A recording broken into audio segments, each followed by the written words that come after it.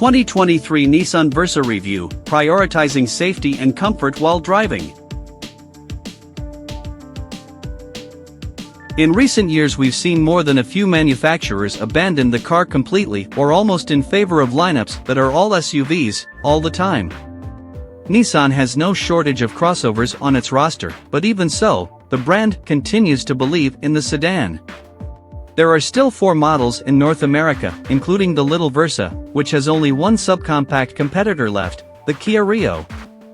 For buyers, on a budget, for whom driving pleasure and the prestige of driving a luxury car are not priorities, the Nissan Versa is certainly a viable option.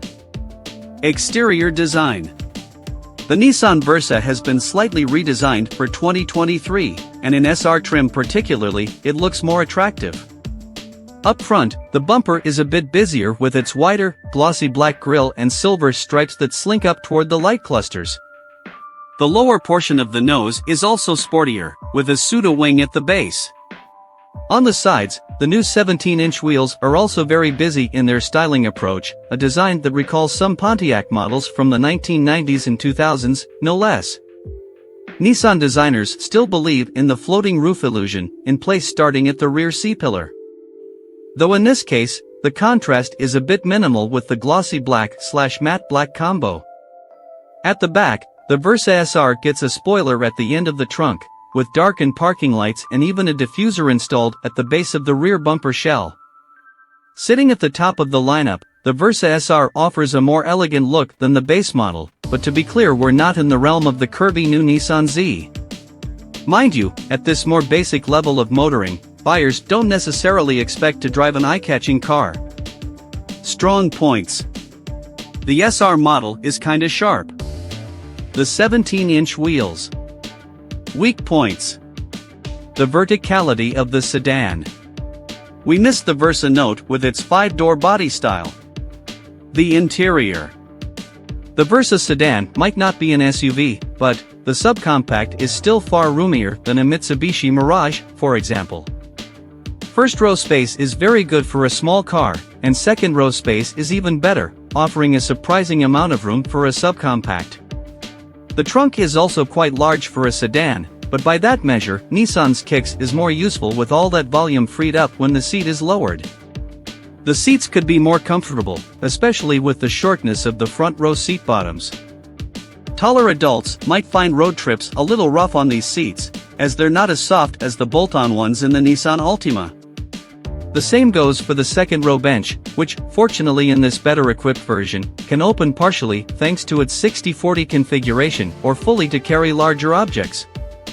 As for the dashboard, it's not as tech-y as what's offered in most modern models. The Versa is a budget car, we repeat. No sense making the price climb with made-to-impress large screens and touch-sensitive buttons everywhere. Still, this is 2023, so there's an 8-inch center touchscreen with shortcut buttons on either side, with the latest version of the brand's infotainment system. This makes the graphics clearer and the responsiveness good for the few fingertip commands. Another pleasing detail is the presence of traditional controls for the climate system, starter button, or even the gear shifter.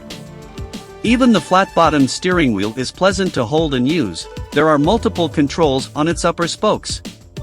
In short, the Versa hasn't quite adopted that almost all-touch philosophy yet, which will please many. Of note, this dashboard is new for 2023. It's not unlike the one built into the interior of the Kicks. Since both vehicles are based on the same platform, it's only natural that some components are shared, like this central touchscreen inside, which is the latest version of the brand's infotainment system. Strong points. A simple dashboard. Better quality infotainment system. Weak points. Not very comfortable seats for longer trips. No 60/40 seat on the less equipped models. The drive. As mentioned, the Versa shares its platform with the Kicks crossover. So there are no surprises when you lift the hood. The sedan relies on the same 1.6L four-cylinder engine as when it debuted in 2007. Of course, the 122 horsepower and 114 lb-ft of torque on offer are more generous than in the 2000s. While the continuously variable transmission, CVT, is better calibrated than back then, we're not talking about a power monster here. The Versa is much more at home in the city. On the highway, you have to plan your passing maneuvers, because acceleration is not very impressive. Still, it's not a serious issue, since the Versa is a basic car made to meet the needs of those who don't necessarily need a dynamic, powerful, and racy vehicle. For those folks, the Nissan Versa plays its role very well. Till, the 2023 Versa shows its limits when you push the accelerator hard, get ready for some screaming.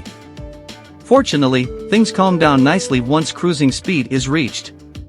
Where the small 4-cylinder engine/CVT combination really comes into its own is when it comes time to calculate average fuel consumption. The Canadian Energuide reports an average of 7.4 L/100 km in the city and 5.9 L/100 km on the highway, for an average of 6.7 L/100 km.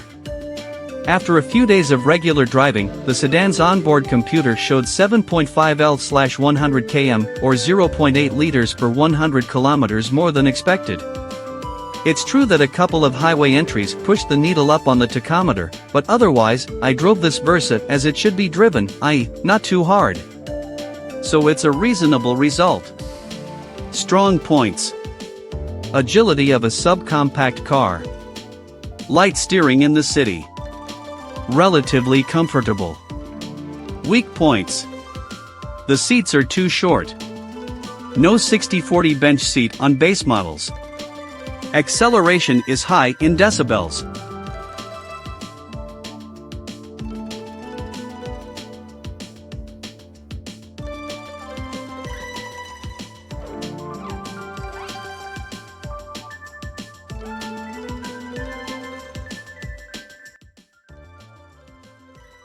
Thanks for watching.